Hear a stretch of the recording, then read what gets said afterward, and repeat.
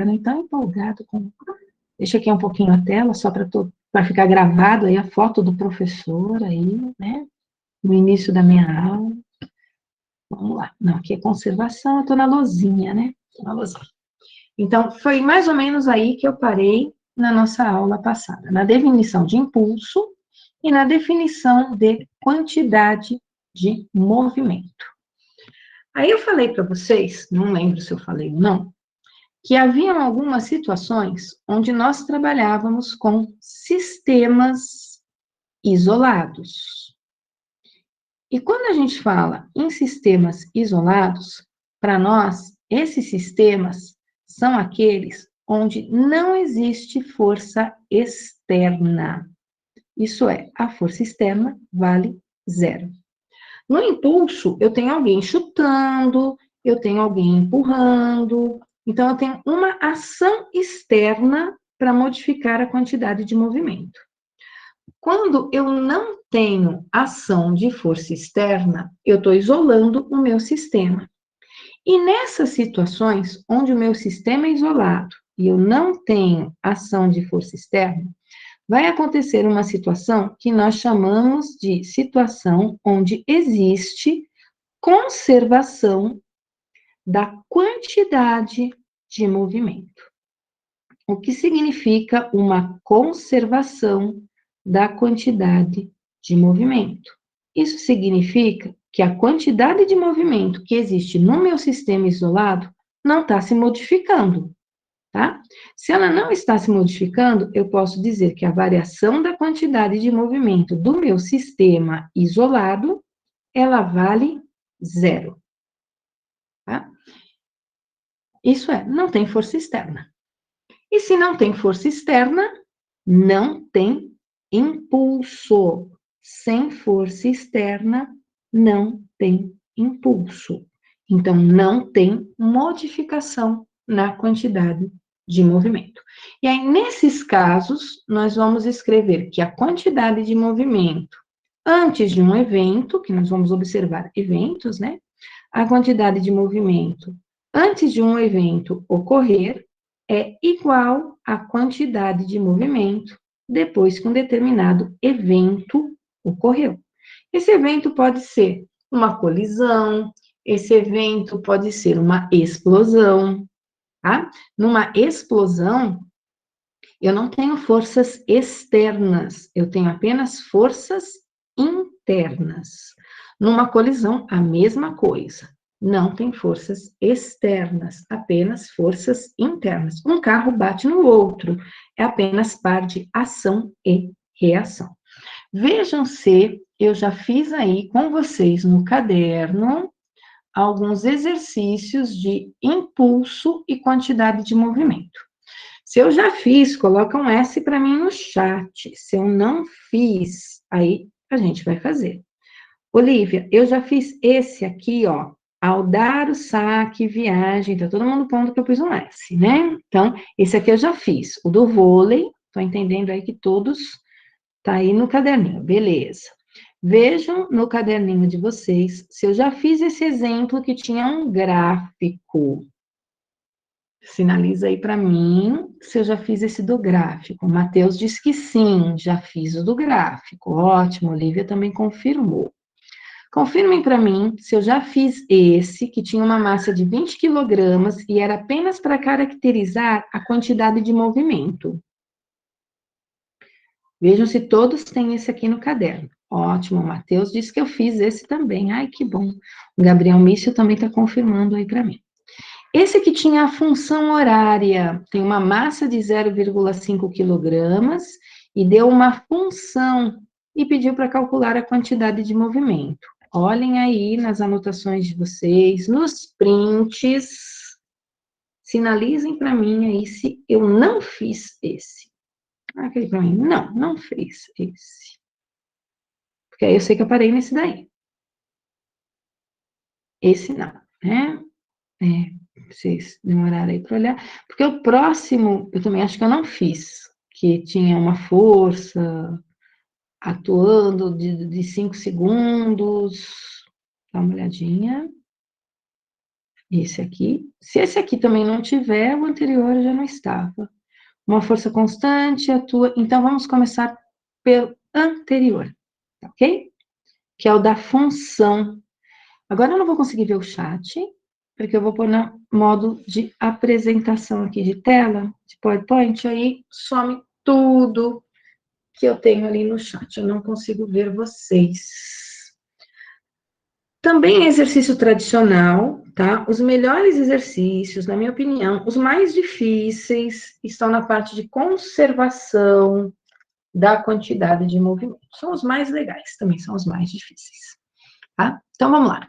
Uma partícula de massa, meio quilo, 500 gramas ou 0,5 quilogramas, realiza um movimento obedecendo a função horária S igual a 5 mais 2t mais t quadrado. E aí ele me disse que o S está em metros, o t está em segundos, ele quer o módulo da quantidade de movimento, mas ele quer o módulo da quantidade de movimento num instante específico, olha, 2 segundos. Então, a primeira coisa que eu preciso lembrar, como é que eu calculo quantidade de movimento? Quantidade de movimento, a gente calcula como sendo massa vezes velocidade. A massa está no problema, meio quilo, 0,5 quilos, 500 gramas. Agora, a velocidade não está no enunciado. Eu vou ter que calcular essa velocidade. Para calcular essa velocidade, eu vou pegar a função que ele me deu. A função que ele me deu é S igual a 5 mais 2t mais t quadrado. Eu não vou substituir esse t por 2, porque não adianta nada substituir esse t por 2. Substituir esse t por 2, eu vou achar posição. E eu não quero a posição, eu quero a velocidade. Então, o que eu vou fazer? Eu vou pegar essa função e comparar com a função horária do movimento que tem aceleração, o tal do sorvetão. Então, a primeira coisa que eu vou fazer é comparar as duas. Por comparação, eu já descubro a posição inicial. Então, por comparação, o S0 é 5 metros. Por comparação, a velocidade inicial é o mais 2, a velocidade inicial é positiva, então, estou comparando ali, ó, velocidade positiva. E por comparação, o A sobre 2 foi substituído ali pelo número 3. Então, eu sei que A sobre 2 está no lugar do... O 3 está no lugar dele, né? O que significa que a aceleração vale 6 metros por segundo ao quadrado. E com essas informações que eu peguei da função que ele me deu, eu vou escrever uma outra função. Qual é a outra função que eu vou escrever? Eu vou escrever o VOAT. V igual a V0 mais AT. Vou escrever essa função aqui. No lugar do V0, eu vou colocar o valor que eu peguei da função de cima, 2. No lugar da aceleração, eu vou pegar o A, que eu peguei ali da equação de cima, 6. E no lugar do T, eu vou pôr o que está no enunciado do exercício, 2. Daqui eu tiro, então, 2 mais 12, o que vai dar uma velocidade de 14 metros por segundo. Então, eu descobri, a partir da função da posição, quanto vale a velocidade no instante 2 segundos. Agora, eu vou substituir na expressão da quantidade de movimento. Como ele quer módulo, ó, só para lembrar, quantidade de movimento é vetor, a velocidade é vetor, mas como ele quer módulo, eu vou pôr as barrinhas aqui. Ou eu ponho tudo, ou eu não ponho nada. A massa é meio quilo e a velocidade é 14. Então, eu tenho 0,5 vezes 14. E 0,5 vezes 14 vai me dar 7. Unidade disso, Newton vezes segundo. Então, um exercício aí simples, desde que eu lembre o que significam todos esses números na minha função horária. Ok? Então, aí um tempinho para tirar print dos meus rabiscos, quem gosta de rabiscos, né? Tira print, quem está copiando, eu deixo também a resolução em PowerPoint. Quem tira print, depois pode até compartilhar, print aí dos rabiscos. Vou diminuir aqui a tela, tá? Quem quiser tirar print aí do PowerPoint, tá aqui a resolução. Posso dar a resposta também, ao invés de Newton vezes segundo, em quilograma vezes metro por segundo, que é o que está aqui no PowerPoint para vocês. Pessoal, tudo tranquilinho até aqui? Posso prosseguir? Alguém copiando? Alguém tirando print? Se alguém ainda estiver copiando, se manifesta. É só colocar um ponto para mim no chat, que eu sei que vocês estão copiando.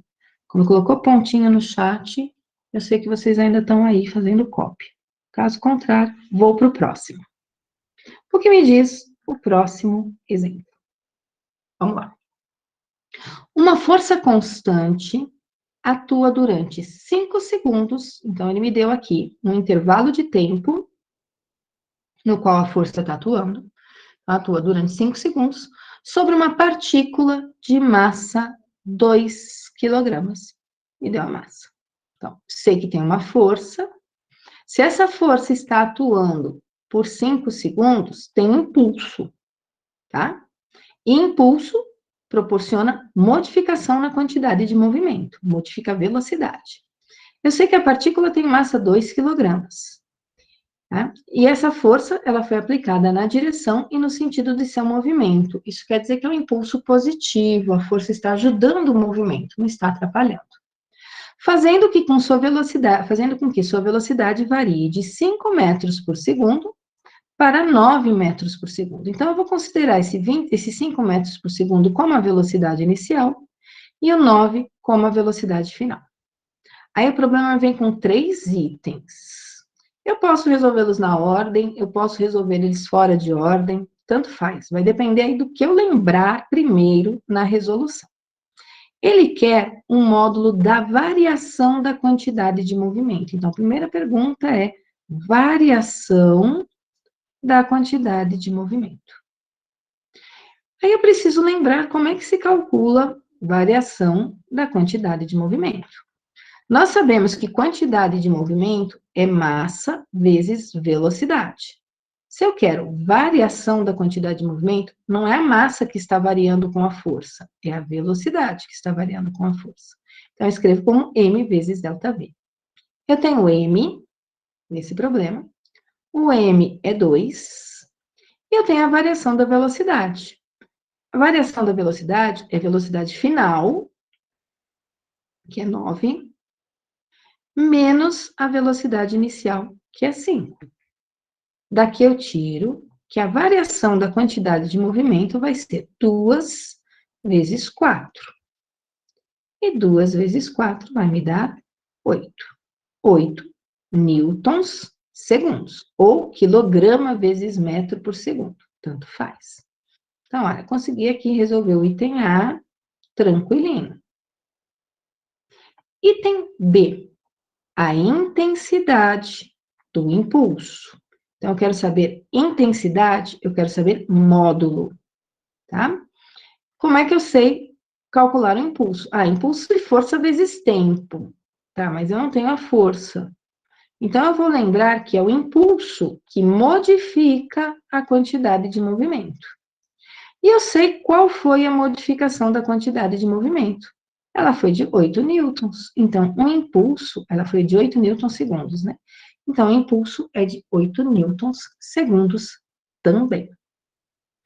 Depois, ele quer a intensidade da força. Aí eu vou lembrar que impulso é força vezes tempo. O impulso é 8.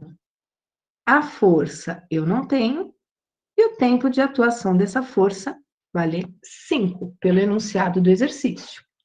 Daqui eu tiro, então, que essa força é 8 sobre 5. Posso deixar em fração, e aí eu deixo como 8 sobre 5 newtons, ou se eu quiser, eu faço essa continha. Pego o 8 e divido ele por 5 e dou a resposta em decimal, 1,6. Aí, se eu não lembrar dessas coisas todas, esse exercício dava para calcular o item C, começando pelo C, né? Se eu quisesse, vamos supor. Eu poderia pensar em calcular a força. Como é que eu vou calcular a força? Eu vou lembrar, ó, força é massa vezes aceleração. Eu tenho a massa? Tenho, é 2. Eu tenho a aceleração? Não, mas eu sei que a aceleração é ΔV sobre ΔT. Eu tenho o ΔV? Eu tenho. O ΔV foi de 5 para 9, então ele é a velocidade final menos a inicial. Eu tenho o tempo que é 5. Daqui eu tiro, então, que a força é 8 sobre 5 newtons. Lembra, eu disse, impulso igual a variação da quantidade de movimento é o mesmo que F igual a M vezes A.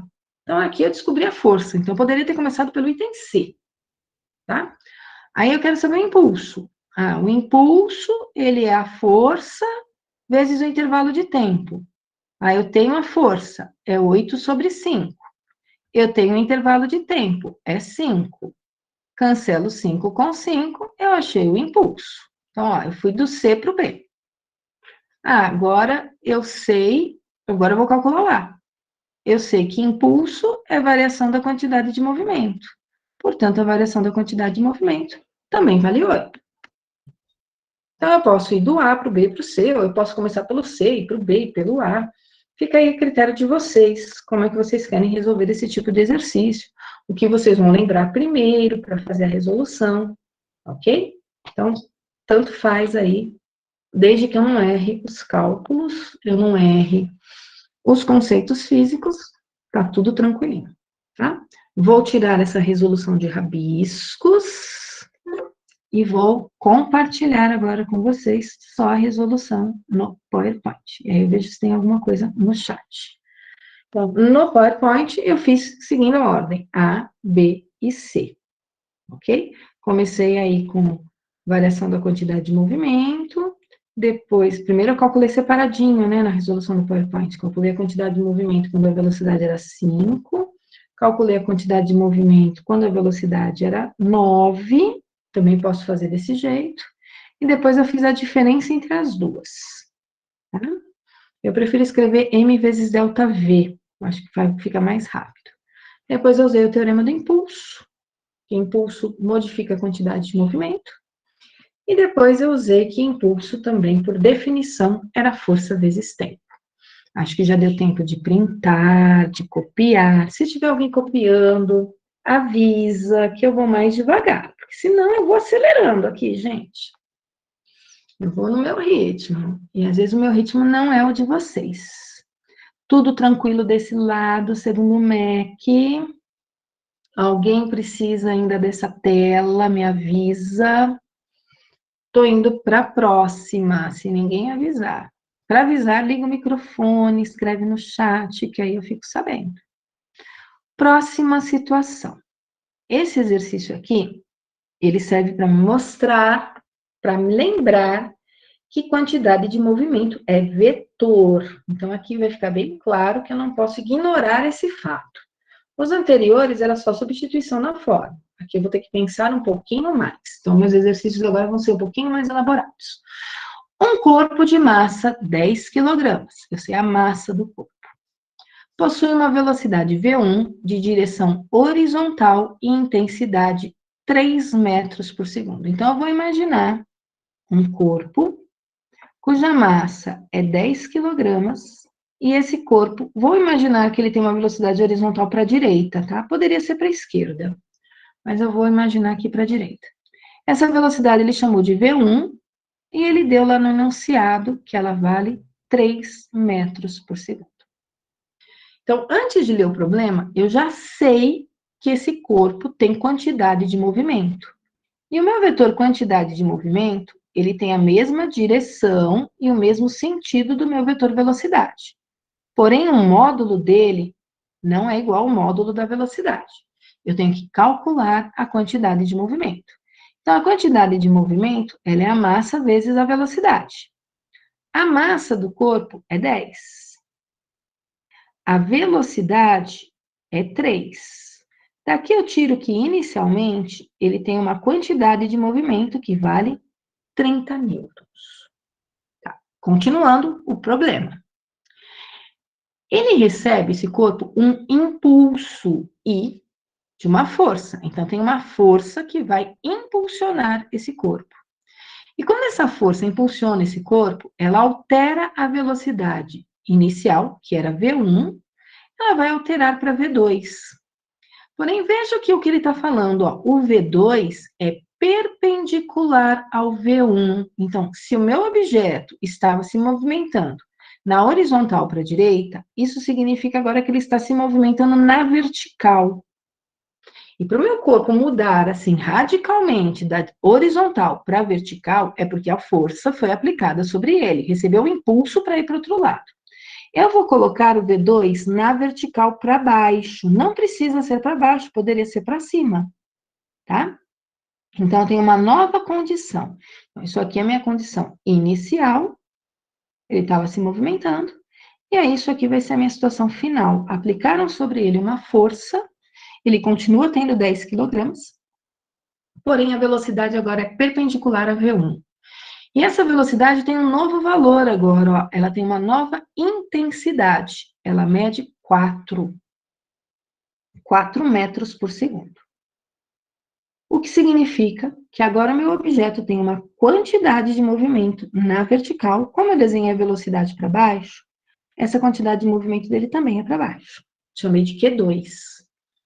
Vou calcular o módulo desse Q2. Ele é mV2. O M eu tenho, é 10. O V2 é 4. Daqui eu tiro, então, que a quantidade de movimento é de 40 newtons segundos. Aqui tem os segundos também.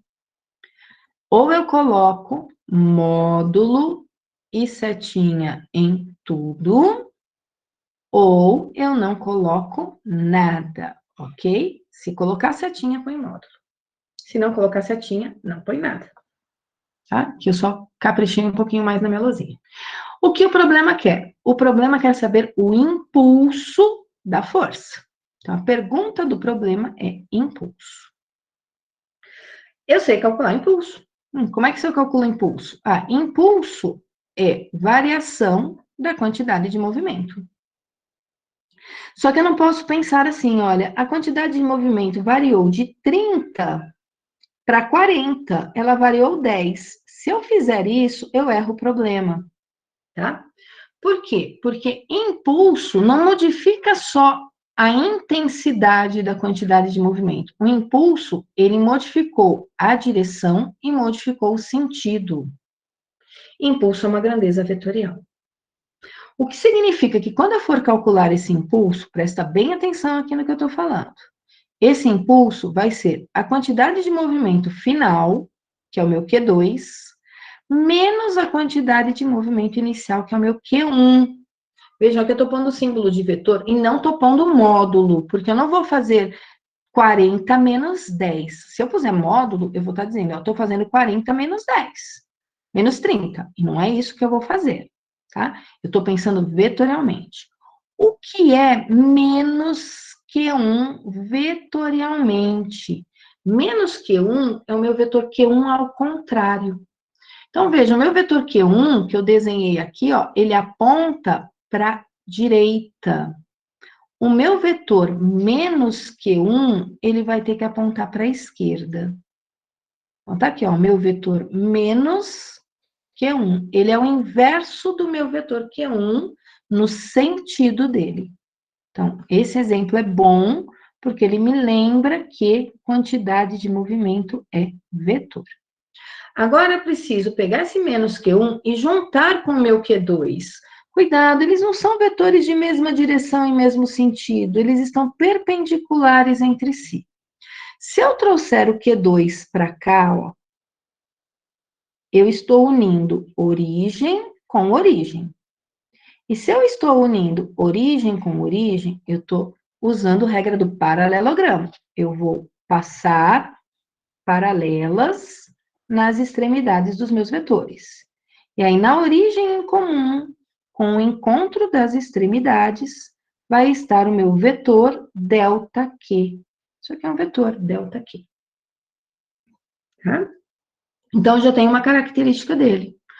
Se um objeto estava vindo na horizontal, para que ele vá para a vertical, eu vou ter que aplicar uma força ó, nessa diagonal aqui para ele fazer isso. É a única condição. Senão, ele não vai modificar do jeito que eu quero. Quanto vale essa quantidade de movimento? Aqui eu fiz por regra do paralelogramo. Eu poderia ter feito por polígono, só para lembrar.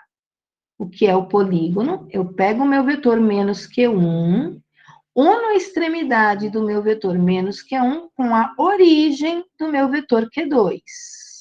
Se eu fizer por polígono, tá? Origem com extremidade. Na origem livre, com a extremidade livre, é que está o meu vetor soma desses dois. Então, ó, tá aqui. Com a origem na origem livre e com a extremidade na extremidade livre. Então, poderia ter usado paralelogramo ou poderia ter usado polígono.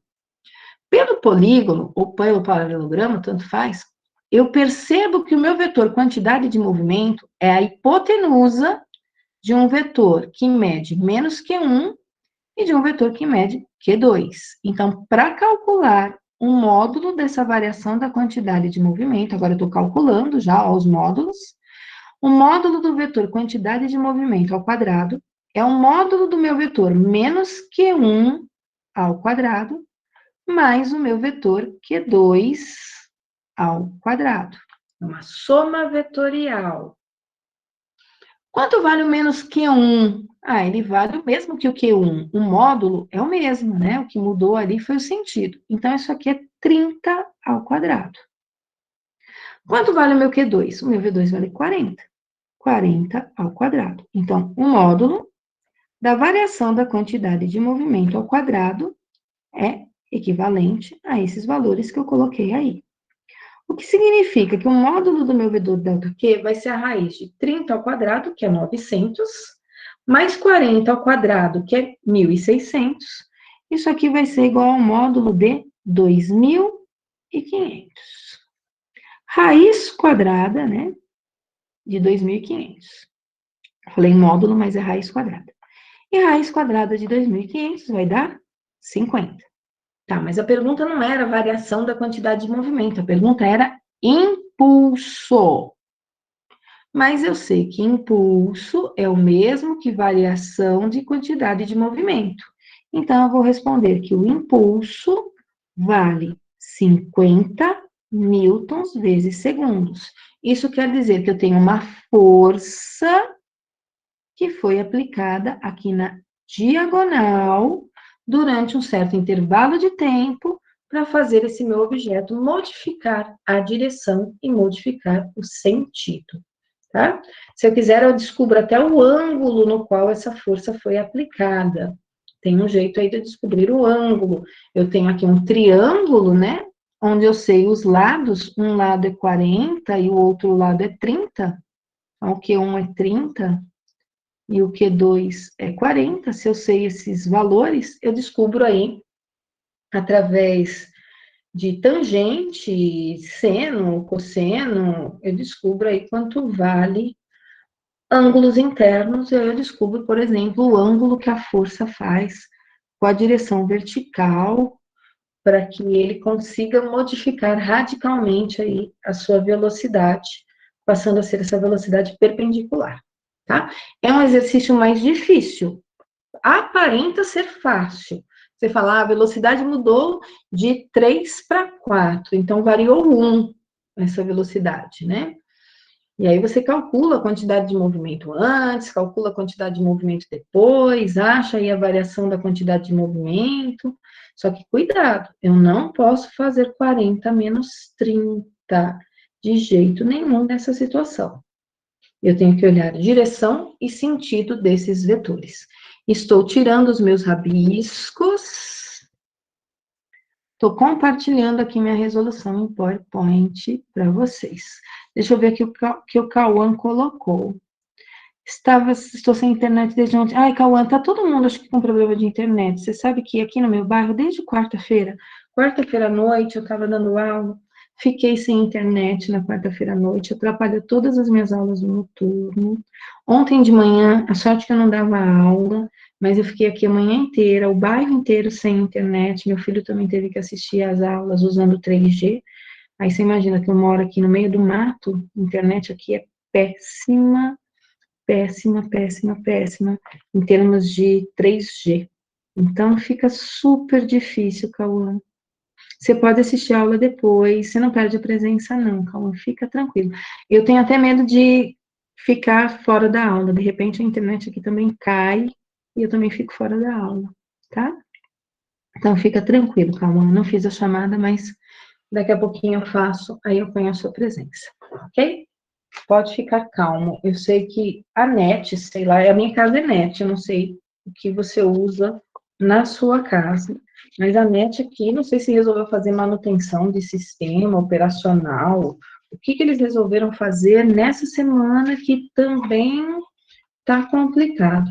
Na quarta noite, eu acho que não foi questão de fazer manutenção. Na quarta noite, eu acho que foi a chuva mesmo que atrapalhou tudo por aqui, porque na quarta noite choveu aqui, né, em Barão. Então, pode ser que a chuva é que tenha atrapalhado, mas eu não consegui dar a primeira aula todinha da noite, por causa da falta de internet. Comecei a aula e depois não vi mais os meus alunos na tela.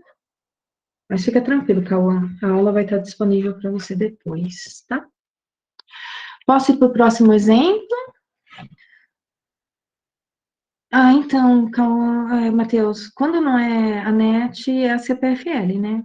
Que também resolve fazer essas coisas no bairro. E aí fica complicado. Até mais, Cauã. CPFL e NET são os que mais atrapalham a nossa vida ultimamente. Ainda se atrapalha para depois trazer benefícios, tá ótimo, né? Mas eu entendo o lado de vocês, porque a gente aqui também passa por isso. Mas aqui onde eu moro, gente, se eu não tiver Wi-Fi, se eu não tiver internet cabeada, depender de 4G, esquece. Eu moro aqui pertinho da Mata Santa Genebra, aqui nem tem asfalto quase onde eu moro. Imagina a internet, né? Não chega aqui de jeito nenhum. Então, vamos lá. Próximo exemplo. Prosseguir. Próximo exemplo é mais fácil que esse anterior aí, tá? Só para a gente lembrar aqui, é gráfico. Gráfico, a gente tem que ter algumas lembranças deles. Ou a inclinação de reta que eu vou olhar, ou é a área. Já viu um gráfico, já para e pensa, gráfico. Vou olhar área ou inclinação da reta. O que o problema me diz? O gráfico abaixo mostra a variação da intensidade da força F na direção constante, que atua num ponto material de massa 2 kg. Então, a força tem só direção constante. Porque se eu olhar o gráfico, eu estou vendo que a força em módulo está variando, né? De 0 até 5 segundos, a força aumentou de 0 para 10. Então, ela aumentou a intensidade dela. Depois de 5 a 10 segundos, ela diminuiu a intensidade. Isso quer dizer, tinha um objeto, aí a força foi aumentando no sentido da trajetória, foi aumentando, aumentando, aumentando de valor, a força ficou bem grande quando era 5 segundos, depois essa força começou a diminuir o seu valor até que ela deixou de existir. É isso que o problema está me dizendo, né? Tenho a massa, o que mais eu tenho? Admita que em t igual a 0, a velocidade inicial é 0. Então, nesse instante aqui, do t igual a 0, ele não tem velocidade. Não tem energia cinética, não tem velocidade, ele está em repouso. Tá? Determine um módulo do impulso de F. Então, a força F produziu um impulso. E ele quer saber esse impulso no intervalo de 0 a 10 segundos. Para calcular esse impulso, eu vou olhar o que é o meu gráfico. É um gráfico de força e tempo. Se é um gráfico de força em tempo, eu já sei que a área é numericamente igual ao impulso ou à variação da quantidade de movimento. Então, eu vou calcular a área dessa figura. A área dessa figura é base vezes altura dividido por 2. Quanto mede a base desse meu triângulo? A base desse meu triângulo mede 10. 10. Quanto mede a altura desse meu triângulo? A altura desse meu triângulo também mede 10. E isso dividido por 2.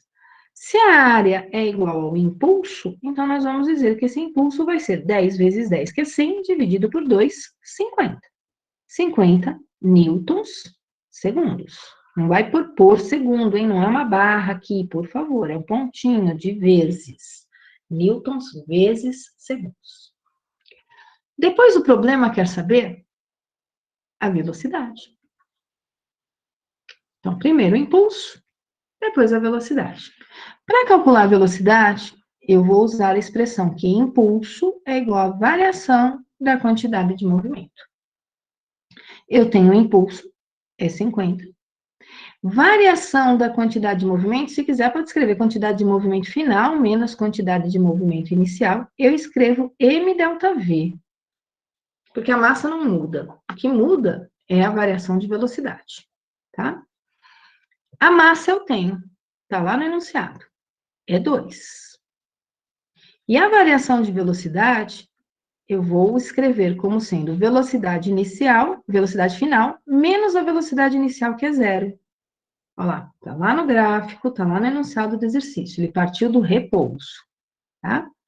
Então, 50 é igual V menos 0 dá V, vou ficar com 2V. 50 dividido por 2, portanto, vai ser essa velocidade. E essa velocidade, então, vai ser de 25 metros por segundo. Bem mais fácil que o exercício anterior, tá?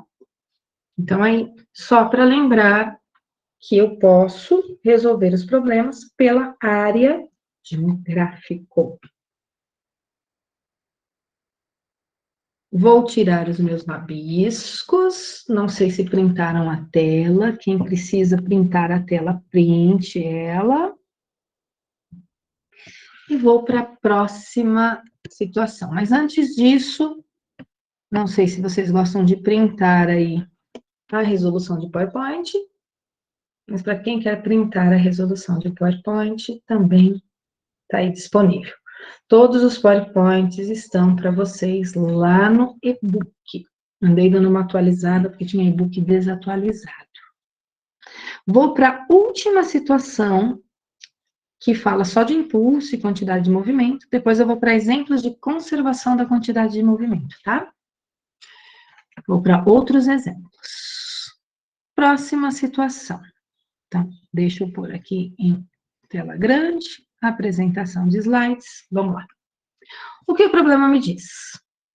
Um projétil de massa 20 gramas. Opa, não posso trabalhar com essa unidade gramas. Eu tenho que trabalhar com a unidade quilogramas. E aí, como é que eu converto gramas para quilogramas? Para converter gramas para quilogramas, eu tenho que dividir por 1000. Ok? Ou, então, eu posso escrever que eu estou multiplicando isso por 10 à terceira. Vai ficar 20 vezes 10 à terceira quilogramas. Eu vou trabalhar aí com a potênciazinha de 10, tá? O que ser esse projétil? Ele vai incidir horizontalmente sobre uma tábua com uma velocidade de 500 metros por segundo e a abandona com uma velocidade horizontal. Então, ele entrou horizontalmente, ele saiu horizontalmente. Só que ele saiu com uma velocidade menor, que é de 300 metros por segundo. Então, eu vou imaginar que existe uma tábua, tá? Esse projétil vai atingir essa tábua com uma velocidade que ele me deu, de 500, né? E ele vai, do outro lado, estar com uma velocidade menor. A tábua aplicou sobre ele uma força oposta ao movimento, então, eu tenho um impulso contrário ao movimento, eu tenho um impulso negativo, nesse caso, que está modificando a quantidade de movimento dessa bala, ao modificar aí a velocidade dela. O problema quer saber a intensidade do impulso. Quando ele fala intensidade, não esqueçam que intensidade é o módulo, ele não leva em consideração o sinal, tá? Sempre que for intensidade, não está aparecendo sinal, nem na minha resposta, nem no meu enunciado, quando ele fala de intensidade. O que eu sei dessa situação? Oi? Não seria 20 elevado a 10 a menos 3? A menos 3, isso mesmo, faltam menos aqui. Muito obrigado. Nada. É porque eu divido por 1000, né? Dividir por 1000 é mesmo que multiplicar por 10 a menos 3. Muito obrigada, de verdade. Senão já ia ter problema aqui nas minhas contas. Então, vamos lá. Descobrir esse impulso. Como é que eu vou descobrir esse impulso? Eu vou descobrir esse impulso como sendo variação da quantidade de movimento. Se quiser, calcula a quantidade de movimento antes do projétil atingir. Como é que eu calcularia essa quantidade de movimento antes? É a massa vezes a velocidade dele antes de atingir, tá? A massa, 20 vezes 10 a menos 3. A velocidade antes de atingir a tábua é 500. Daqui a gente acha, então, uma quantidade de movimento que vai dar 10. Ok? Pode escrever o 500 como 5 vezes 10 ao quadrado. Certo? Vai dar 10 isso aqui. Depois eu posso calcular a quantidade de movimento depois que ele atravessou a tábua. Depois que ele atravessou aí o pedaço de madeira, é uma massa que tem uma velocidade V2. A massa é 20 vezes 10 a menos 3. Ele saiu da tábua com uma velocidade de 300. Se quiser, escreve como 3 vezes 10 ao quadrado. E isso vai me dar 6. O que significa que a variação da quantidade de movimento, ela é Q2 menos Q1. Por que aqui eu posso fazer Q2 menos Q1? Porque ele não modificou direção e nem sentido, tá? A única coisa que modificou foi o módulo da velocidade. Então, aqui eu posso fazer direto, Q2 é 6, Q1 é 10. Vejam, a variação da quantidade de movimento deu negativa. O que significa que o impulso também vai ser um valor negativo. Mas como ele pediu intensidade, ele pediu o módulo, eu vou dar minha resposta positiva. Tá? Ah, poderia ter calculado, Glaucia, como m vezes delta V? Pode, eu acho mais fácil. O m é 20 vezes 10 a menos 3. O delta V é a velocidade final, menos a velocidade inicial. E, de novo, eu vou chegar aqui no 20 vezes 10 a menos 3, aqui, né? Vezes 200, que eu posso escrever como 2 vezes 10 ao quadrado. Isso aqui vai me dar 4. Aqui dá menos 200, né? E aí, isso aqui vai me dar menos 4. Aí, minha resposta fica positiva, porque ele pediu um módulo, tá certo? Então, quem quiser calcular a quantidade de movimentos separadas e depois fazer a variação da quantidade de movimento, tudo bem. Eu prefiro sempre fazer m vezes delta V. Eu acho que eu faço menos contas quando eu faço m vezes delta V.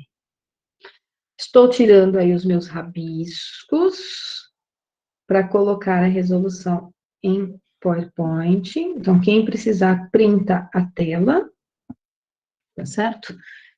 Ou printa agora, ou printa na resolução do PowerPoint. Eu sei que tem gente que copia, então, para quem copia, eu acho que eu estou muito rápida, né? Ter que copiar o enunciado, ter que copiar a resolução. Estou rápida demais para quem está copiando tudo. Ok, Gabi, eu ainda não fiz a chamada, tá? Eu vou fazer a chamada daqui a pouquinho. Fica tranquilo. Se precisar do comecinho da aula, Gabi, vai estar disponível depois para você lá no e-book. Não digo hoje ainda, mas eu vou tentar por hoje. Vou depender aí da velocidade da internet. Para passar para o YouTube, para pôr no e-book. Mas vamos lá. Agora, eu não vou mais fazer exemplos desse tipo. Eu vou fazer exemplos que envolvem conservação de quantidade de movimento, tá? Então, quando eu falo em conservação da quantidade de movimento, eu tenho que lembrar que na conservação da quantidade de movimento, eu vou trabalhar com sistemas isolados. O que significa mesmo trabalhar com sistemas isolados são aqueles sistemas onde a força externa não existe. ela vale 0. Nos casos que eu não tenho força externa, eu não tenho impulso. E se eu não tenho impulso, eu não tenho modificação na quantidade de movimento. Lembrando, não tenho modificação da quantidade de movimento do meu sistema, que está isolado. Não significa que meu sistema não tenha forças. Ele tem forças, mas são forças internas. Então, o que eu estou falando? Vou pegar aqui um exemplo, onde existe conservação da quantidade de movimento. Eu estou com um sistema isolado de forças externas. Então, olha a situação. Eu tenho aqui 2 pessoas, uma de blusa verde, uma de blusa laranja, com calças aí de cores diferentes, sobre patins, para diminuir o atrito. Não vai ter força externa, eu isolei o meu sistema, pus uma bolinha aqui em volta dizendo, ó, estou isolada, não tem nada aqui que atrapalhe o movimento. Elas estão paradas, a princípio. Se elas estão paradas, a quantidade de movimento de cada uma delas é 0, o que significa que a quantidade de movimento do meu sistema também é 0. Mas aí o que acontece? A pessoa de verde resolve empurrar a pessoa de laranja. Então, se a pessoa de verde resolve empurrar a pessoa de laranja, isso significa que ela aplica na pessoa que está de laranja uma força de ação. Opa, vou empurrar o laranja. Empurrei ele para a direita, uma força de ação. A toda ação existe uma reação. O que significa que se o de verde empurra o de laranja para a direita, o de laranja vai adquirir velocidade para a direita. Uma ação. Aí o de laranja reagiu, ação e reação. E aí empurrou o de verde para a esquerda. Ok? Se o de verde empurrar o de laranja vai para frente e ele vai para trás. O meu sistema está isolado. Se eu olhar nessa situação em que esse carinha de verde foi para trás, ele tem quantidade de movimento? Sim, ele tem uma quantidade de movimento, sim. Como é que eu calculo essa quantidade de movimento dele? É a massa vezes a velocidade dele. O de laranja tem movimento? Tem. Tem quantidade de movimento? Tem quantidade de movimento, que é m vezes v. Porém, quantidade de movimento é um vetor. E quando eu olho, eu vou ter um vetor quantidade de movimento desse carinha de laranja para a direita e um vetor quantidade de movimento do carinha de verde para a esquerda. E aí eu tenho vetores de mesma direção e sentidos opostos. Aí eu tenho que lembrar, né? É uma soma vetorial. E vetores de mesma direção e sentidos opostos, o que eu faço com os módulos deles? Eu subtraio. E aí, quando eu subtrair esses módulos, o que eu vou observar? Eu vou observar que depois do empurrão, embora cada um deles tenha quantidade de movimento, quando eu olho para o meu sistema, a quantidade do meu sistema depois do empurrão continua sendo 0.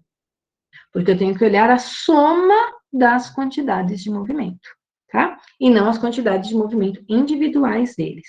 Então, se antes era 0, depois também vai ser 0, embora cada um deles tenha velocidade.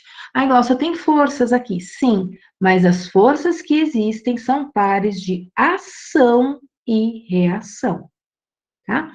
Vamos supor que eu tivesse a seguinte situação, eu vou desenhar aqui embaixo, pequenininho. Vamos supor que eu tivesse um carrinho em movimento, tá? Se esse carrinho está em movimento, isso significa que esse carrinho tem quantidade de movimento. E ela não é 0, ok? Vamos supor que eu calculei essa quantidade de movimento, essa quantidade de movimento deu 10. Aí esse carrinho que está andando, de repente explode. Tem uma bomba dentro dele, ele explodiu. E ele explodiu em várias partes. O que significa que cada uma dessas partezinhas vai ter uma quantidade de movimento diferente. Aí eu vou somar todas essas quantidades de movimento? Sim, mas eu não vou fazer uma soma de números. É uma soma vetorial. Eu tenho que olhar e somar todos esses vetores, olhando todas as direções e sentidos.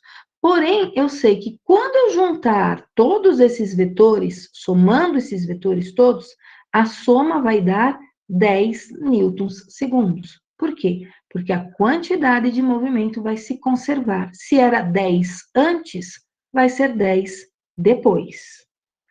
Eu sei que cada parte tem movimento, mas quando eu somo todas, tem que dar 10. Então, cuidado, é soma vetorial. E é aí que o bicho pega para o lado de vocês. Vocês esquecem disso. E não pode esquecer. Ah, mas faz diferença a quantidade de movimento de cada um deles? Vai depender da massa, né? Então, se eu pensar aqui nos carinhas que estão se empurrando, vamos supor que o carinha de verde seja bem gordinho, ele tem uma massa grande. E o carinha de laranja seja bem magrinho, tem uma massa pequena. O que acontece quando um empurra o outro? O que tem massa menor vai adquirir uma velocidade maior, tá? Tudo que tem massa pequena ganha velocidade rapidinho. Agora, o que tem massa grande, ele vai mais lentamente, ele é mais lento. Ele precisa de muita força aí para colocar ele em movimento, tá certo? Então, aqui, não importa as massas, quando eu fizer o produto, ó, vai ter quantidade de movimento, mas quando eu somar, vai ser zero. Outras situações de sistemas que a gente também considera isolados, só para lembrar, depois eu vou para os exemplos, tá? Aqui fala do teorema do impulso, aqui, ó, conservação da quantidade de movimento. Sistema isolado, força resultante zero, impulso resultante zero.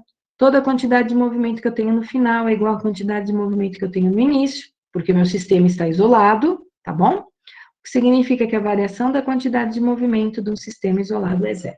Aqui tem uma figurinha que é o que eu quero. O que mostra essa figurinha? Que tem um ancoradouro, tem um barco e um carinha dentro do barco. E esse carinha que está dentro do barco vai saltar dele. Então, o carinha que está no barco vai sair com uma velocidade para a direita. Quando ele vai sair, ele faz uma força no chão do barco para se impulsionar para frente. Ok? Então, o homenzinho aplica uma força sobre o barco. Isso é uma ação. E a toda ação existe uma reação. Então, se o homenzinho empurra o barco para trás, o barco empurra o homenzinho para frente. Antes do homenzinho sair, a quantidade de movimento do sistema era zero. Depois que o homenzinho saiu, tem quantidade de movimento? Sim, o homenzinho tem quantidade de movimento. O barco tem quantidade de movimento? Sim, o barco recuou, ele tem uma velocidade de recuo, ele tem quantidade de movimento também. Só que um vetor está para a direita, o outro vetor está para a esquerda. E quando eu fizer a junção, a soma vetorial, essa soma, depois que o cara saltou, tem que dar zero. Se antes era zero, depois tem que dar zero também. Quando que a quantidade de movimento não se conserva? Ah, eu tenho uma bola vindo com uma velocidade v, vem alguém com um taco e bate nessa bola. Opa, se tem um taco batendo nessa bola, esse taco está produzindo uma força externa. O meu sistema era só a bola que estava em movimento. Mas se o taco produziu uma força externa, opa, tem impulso aí. Caso contrário, é só ação e reação. Mais duas situações para mostrar para vocês. Aqui, olha o que está acontecendo. No antes, tem um carrinho que se assemelha a um Fusca aqui do lado esquerdo, Fusca 4 portas, e aqui do lado direito tem um Jeep, ok? Com velocidades em sentidos opostos. O que significa que eles têm quantidades de movimento. Então, o Jeep tem uma quantidade de movimento para a direita e o Fusca, vamos supor que isso aqui seja um Fusca, tem uma quantidade de movimento para a esquerda, tá? Então, antes de ter colisão, o meu sistema é um conjunto que tem uma quantidade de movimento que eu vou chamar de Q1 mais Q2. Aí eu tenho que lembrar, isso aqui é uma soma vetorial, tá? Aí eu vou olhar, o que eu vou fazer com os módulos? Eu vou somar, eu vou subtrair, eu vou usar Pitágoras, não sei. Mas é uma soma vetorial. Depois da colisão, se eles param, parou? O que eu tenho? Eu tenho a massa do Fusca, mais a massa do Jeep, os dois parados, os dois com velocidade zero. M vezes velocidade significa quantidade de movimento. Então, depois da colisão, eles pararam. Se depois da colisão eles pararam, isso significa que quando eu somei as duas quantidades de movimento antes da colisão, a soma dessas duas quantidades de movimento antes da colisão também era zero. Porque a quantidade de movimento se conserva. Ah, teve forças atuando? Teve. O Fusca aplicou uma força no Jeep, ação. O Jeep aplicou uma força no Fusca, reação. Mas pararam. Então, quantidade de movimento no final é zero. Se a quantidade de movimento no final é zero, antes da colisão, quando eu juntei as duas quantidades de movimento, elas devem ser zero também. Mais uma situação aqui do lado direito, de conservação da quantidade de movimento. Um canhão, tem aqui o soldado, né, tampando o ouvido. O canhão está parado. Quantidade de movimento que eu tenho nessa situação? Zero. Está tudo parado. Depois, a bala do canhão vai para frente. Então, a bala do canhão tem uma quantidade de movimento. Se a bala vai para frente, o que acontece com o canhão? O canhão vai para trás. Só que o canhão, com certeza, vai para trás com uma velocidade bem menor do que a bala, tá? Por que bem menor do que a bala? Porque a massa do canhão é muito grande. Se antes não tinha a quantidade de movimento, depois que o canhão lançou a bala, o conjunto não tem quantidade de movimento também. O que significa que se eu pegar a quantidade de movimento da bala, que é para a direita, e juntar com a quantidade de movimento do canhão, que é para a esquerda, a soma dessas duas também vai dar zero. Belezinha até aqui? Olha, dei vários exemplos de várias situações onde conservação da quantidade de movimento existe. Agora vamos para situações com enunciados. Então, coloquem aí no caderninho de vocês que na aula de hoje, dia 14, nós vamos fazer aí alguns exercícios de conservação da quantidade de movimento. Então, aqui eu não vou pensar em força e tempo, tá? Eu não vou usar I igual a F vezes delta T em nenhum desses exercícios. Quando nós chegarmos em colisões, pessoal, colisões envolve tudo que a gente já viu. Envolve energia cinética, envolve energia potencial gravitacional, envolve energia potencial elástica, envolve quantidade de movimento, envolve tudo. Então, vocês precisam estar sabendo bem tanto o assunto passado quanto esse daqui, tá? É tudo um pacotão só que a gente está dividindo em aulas. Primeiro exemplo, eu vou sair aqui dessa tela para uma apresentação de PowerPoint. Então, vamos lá. O que esse exemplo me diz? Um canhão de artilharia horizontal de 1 tonelada. 1 tonelada, 1.000 quilogramas. Então, vou imaginar um canhão horizontal. Igual aquele da figura que eu tinha ali. Meu desenho é horrível, tá? Mas imaginem vocês que isso aqui é um canhão. Tá? Massa desse canhão, 1.000 quilogramas. O que eu sei sobre esse canhão?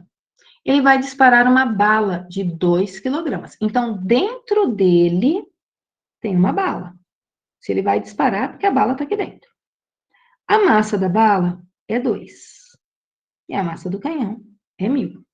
O que significa que esse conjunto tem uma massa de 1.002 quilogramas.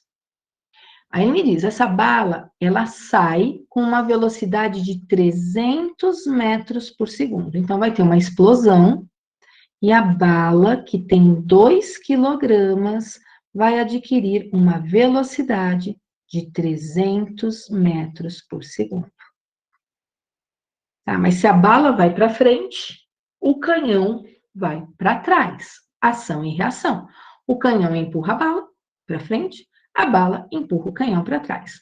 Porém, o que acontece com o canhão? O canhão vai para trás, como a massa dele é muito grande, ele vai para trás com uma velocidade muito pequenininha, que é a tal da velocidade de recuo dele. E o problema quer saber quanto vale exatamente essa velocidade de recuo. Então, eu vou pensar aqui, ó, antes da explosão. Meu sistema está isolado. Então, eu tenho antes da explosão e tenho aqui depois da explosão. Antes da explosão, tem que lembrar, quantidade de movimento é massa vezes velocidade. Qual era a massa antes? A massa era 1.002. E a velocidade? A velocidade era zero, porque o conjunto estava parado. Então, velocidade dele, zero. O que significa que antes da bala sair, a quantidade de movimento do meu conjunto era zero. Vou pôr aqui setinhas, só para a gente lembrar que é grandeza vetorial, tá? E depois? Depois da explosão, tem quantidade de movimento. O canhão, então eu vou dizer, ó, o canhão tem quantidade de movimento, porém, a bala também tem quantidade de movimento, tá? Como é que eu calculo a quantidade de movimento do canhão? Aqui eu tenho duas opções. Eu posso colocar a massa dele, 1.000, e já escrever que, como ele recuou, a velocidade dele é negativa. Então, ó, eu já estou colocando aqui um sinalzinho de menos, eu já estou admitindo que ele está indo no sentido oposto ao da bala. E aí eu vou calcular a massa da bala vezes a velocidade da bala. Lembrando, Q é M vezes V, tá? Só estou substituindo. Aqui é M, velocidade da bala, e aqui é massa do canhão, velocidade do canhão. Já estou substituindo. E a velocidade da bala, 300. Eu estou admitindo uma trajetória positiva para a direita, certo? Então, velocidade da bala positiva, o canhão foi para trás, a velocidade dele é negativa. Se eu admitir isso, olha o que vai acontecer. Eu vou ter aqui menos 1.000 vezes a velocidade do canhão, que 1.000 vezes menos velocidade do canhão dá menos 1.000 velocidade do canhão, mais 600. Essa é a quantidade de movimento depois que o canhão lançou a bala.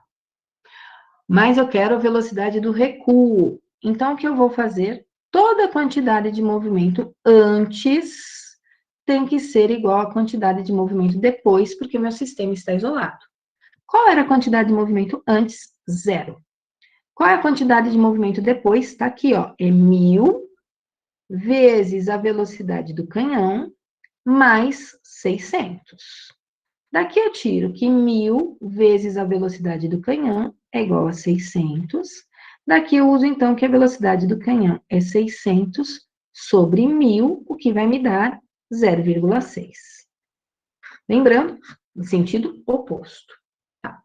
Agora eu vou dizer para vocês o seguinte. E se eu não tivesse colocado esse sinalzinho de menos aqui, ó? Vocês viram que eu coloquei um sinalzinho de menos. Eu já admiti que o canhão está indo para trás. Se eu não tivesse colocado esse sinalzinho de menos, olha como ia ficar.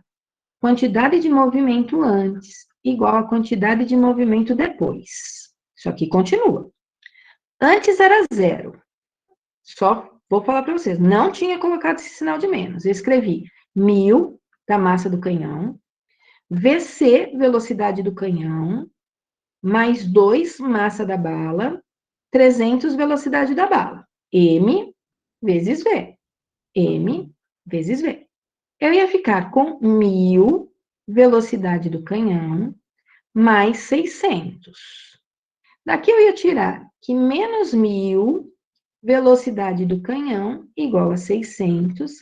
A velocidade do canhão ia me dar menos 0,6.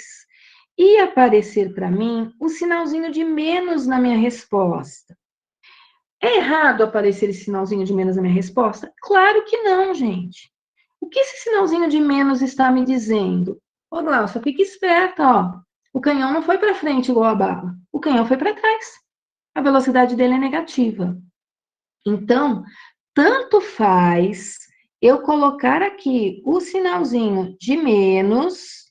Se eu coloquei o sinalzinho de menos, é porque eu já admiti que o canhão estava indo para o lado errado, estava recuando.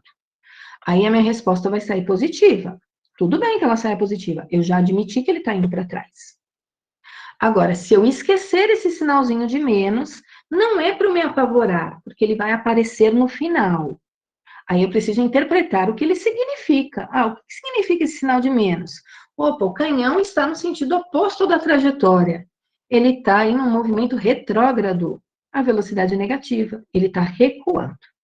Ok? Espero que tenha ficado claro isso para vocês em relação ao sinal, tá certo? Então, eu posso admitir o sinal antes de fazer a conta, ou eu posso deixar o sinal aparecer na conclusão da minha conta. Vou apagar todos os meus rabiscos e vou deixar a resolução em PowerPoint aqui para vocês. Com isso, eu consigo ver o chat, tá? Nessa resolução aí em PowerPoint, tem um desenho, óbvio que mais feio que o do meu canhão, né? Meu canhão é muito mais bonito aí que esse desenho do PowerPoint, né? Eu fiz aula de artes, essa pessoa que fez esse desenho aí, com certeza não. Então, tá aí o meu canhão desenhadinho, e aí tá todo o esqueminha da quantidade de movimento antes, que eram as duas massas juntas, não pode esquecer, ó, tinha duas massas juntas, tá? Não era só a massa do canhão, era a massa do canhão mais a massa da bala. É que inicialmente estava parado. Aí depois, o que que aconteceu? A bala foi para frente e o canhão foi para trás. E aí escrevi quantidade de movimento antes igual a quantidade de movimento depois, e aí tá bonitinho, sem ser com letras garranchos, a resolução aí do problema, tá? Tudo tranquilinho até aqui. Estão vivos aí do outro lado, respirando, dormindo, comendo. Não sei o que vocês estão fazendo aí, mas estão fazendo alguma coisa que eu não sei o que é. Espero que estejam copiando. Mais ou menos vivo, Arthur. Tá mais para vivo ou mais para morto, Arthur? Nesse frio, ainda bem que essa minha aula não é às 7h30 da manhã. Porque se fosse às 7h30 da manhã, eu tenho certeza que vocês iam estar dormindo. Aí a certeza, né? Ó, o Gabriel está existindo, o Nicolas está respirando, o Arthur está mais ou menos vivo. É bom saber aí que existe algum sinal do outro lado, tá? Eu vou fazer a chamada, assim eu acordo também o povo, né? Então, mas eu vou fazer a chamada depois desse exercício aqui, ok? Porque assim dá tempo de copiar enunciado, quem estiver copiando, quem não tiver, dá um respiro. Então, próxima situação. E próxima situação tem mola, tem barbante, tem bloquinho. Ai, meu Deus do céu. Vamos lá. Vamos respirar fundo e prosseguir aqui. Hoje é sexta. 2 blocos A e B de massas respectivamente iguais a 2 kg e 4 kg. Então, sei a massa do A e sei a massa do B. Encontram-se em repouso sobre uma superfície horizontal perfeitamente polida, né? Não tem atrito, ok? Se isso aqui está parado, e até olhando a figura, ó, A e B tem uma mola e um barbante aqui no meio, segurando isso, então a mola deve estar comprimida, mas ele está parado, isso já me diz que a quantidade de movimento logo no início do meu problema é 0. Isso aí está parado. Não tem movimento nenhum. Aí o que acontece? Entre os blocos existe uma mola de massa desprezível. Massa desprezível, a mola não entra no meu problema. E ela está comprimida, tá? Então, ela está aí, ó, presa, prensada aí no meio. E ela está impedindo, aí está impedida de expandir, ela não vai conseguir se esticar.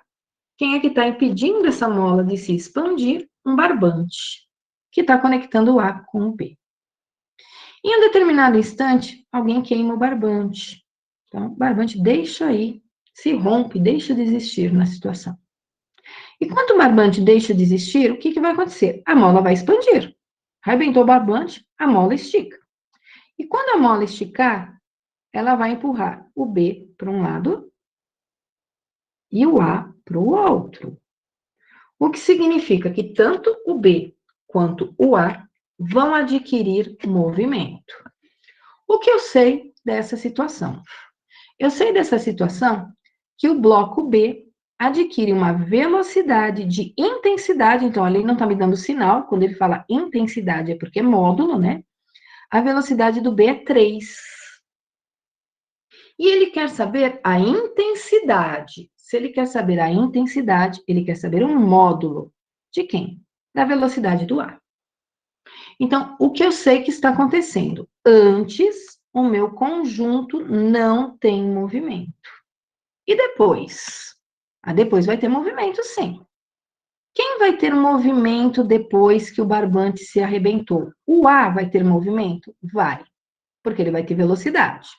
O B vai ter movimento? Vai, porque vai ter velocidade. Se tem velocidade, tem quantidade de movimento. Lembrando, eu estou pensando vetorialmente. Eu posso pensar o seguinte: a quantidade de movimento depois vai ser a massa do A vezes a velocidade do A, mais a massa do B vezes a velocidade do B. É assim que eu calculo quantidade de movimento. Eu tenho a massa do A, lá no enunciado, 2. Eu sei a velocidade do A depois? Não, é a pergunta do meu problema. É o VA que ele quer. Mais a massa do B, eu não tenho. Ela tem, é 4. E a velocidade do B é 3. Então, eu vou ficar aqui com 4 vezes 3. Agora, o que eu vou fazer? Eu vou igualar. Quantidade de movimento antes é igual a quantidade de movimento depois. Quanto que ela valia antes? 0. E depois? Depois ela é 2 vetor A mais 4 vezes 3. 0 é igual a 2 vezes o meu vetor velocidade A mais 12. Daqui eu tiro que menos 12, passei para o outro lado, né? É igual a 2 vezes o meu vetor velocidade A. O meu vetor velocidade A, ele vai ser menos 12 sobre 2. O meu vetor velocidade A vai ser menos 6. Opa, o que significa esse sinalzinho de menos para mim? Que o A não tem velocidade positiva. Aqui eu pus o 3 positivo para o B, né? Se eu pus o 3 positivo aqui para o B, isso significa que eu admiti a velocidade do B positiva, no sentido da trajetória. E aí, como eu não coloquei sinal para o A, é porque eu admiti que a velocidade do A também era positiva. E aí, o que o exercício me mostrou? O exercício me mostrou que o A está indo para o lado oposto do B. E aí, como ele quer intensidade, como ele quer um módulo, eu vou dar a minha resposta como sendo 6 metros por segundo.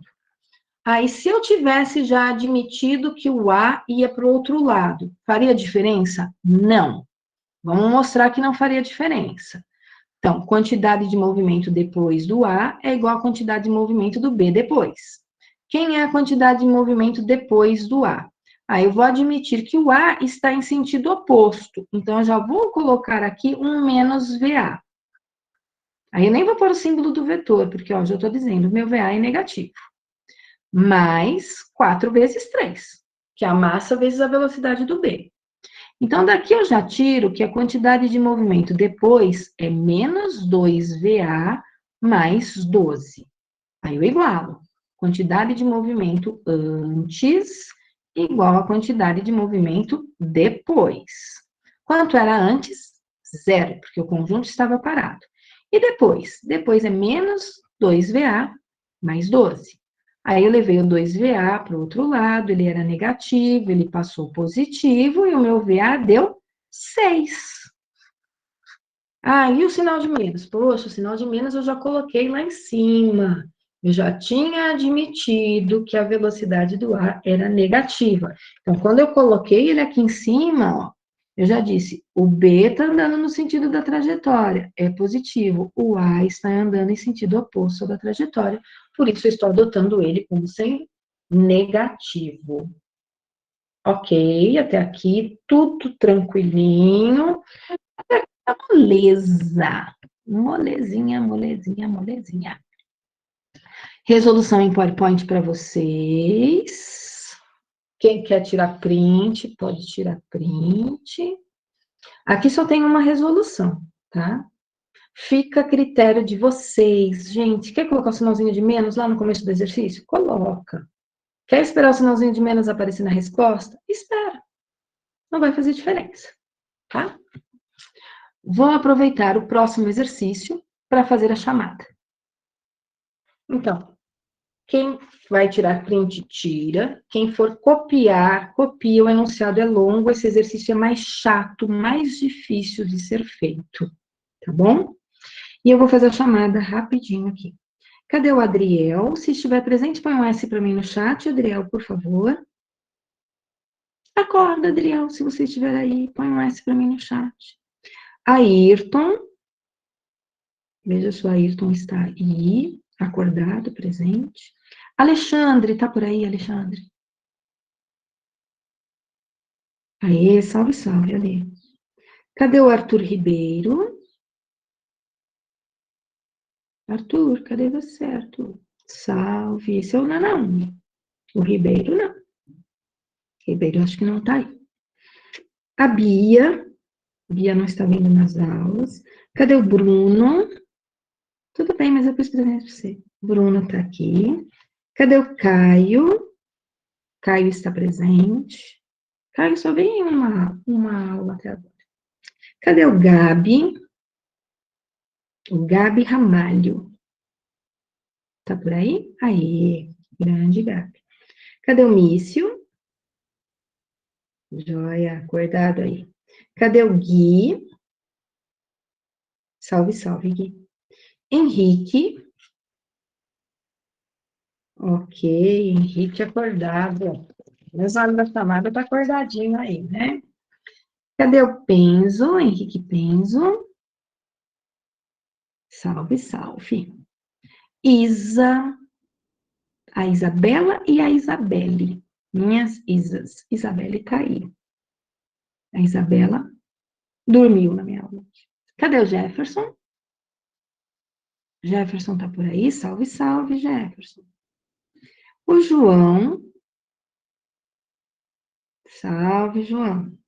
Cadê o Joaquim? Salve, Joaquim. Josias. Josias deve estar dormindo hoje. Aê, Josias, está acordado? Que bom, Josias. Que bom, tá acompanhando tudo, Josias? Tá acompanhando tudo aí, sem problemas, Josias? Ótimo. Cadê a Lu? Luana, cadê você, Luana? Salve, salve, Lu.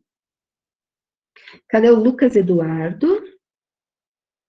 Salve, Luquinhas. Lucas Henrique. Salve. Cadê o Luca Oliveira?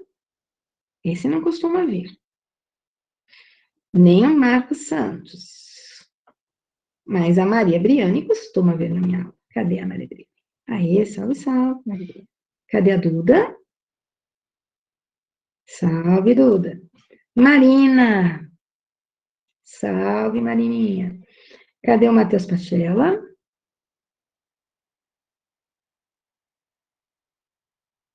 Matheus Pachela Garcia, não? Matheus Pereira. Salve, Matheus.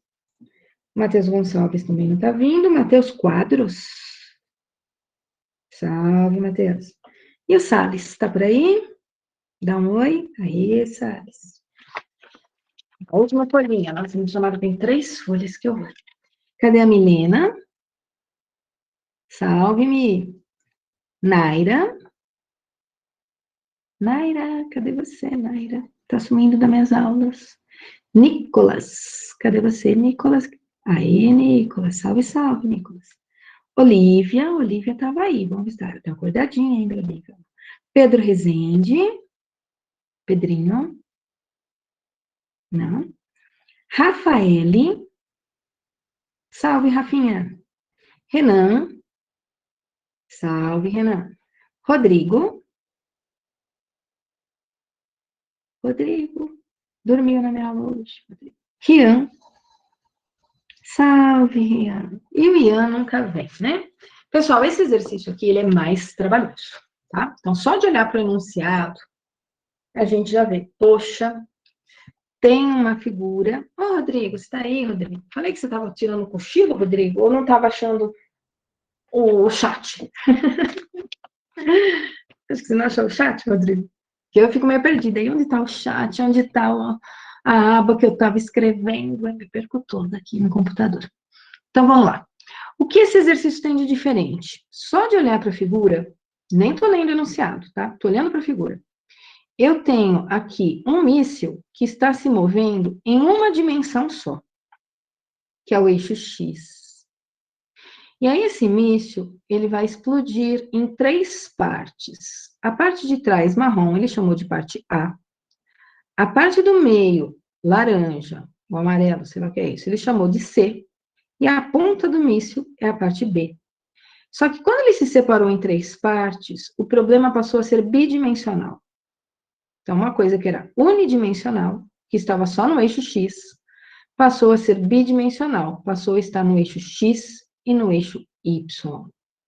Então, aqui, gente, sempre que eu tiver um problema, que o meu vetor velocidade está na diagonal, eu estou em algo bidimensional. Eu vou ter que separar a quantidade de movimento em 2 eixos. Então, o que eu vou fazer? Eu vou olhar a quantidade de movimento antes da explosão, porém, quando eu for olhar a quantidade de movimento antes da explosão, eu vou olhar o eixo X e eu vou olhar o eixo Y. E quando eu for olhar a quantidade de movimento depois que a explosão aconteceu, estou aqui do lado direito do negocinho, depois, de novo, eu vou ter que olhar o que aconteceu no eixo X e eu vou ter que olhar o que aconteceu no eixo Y.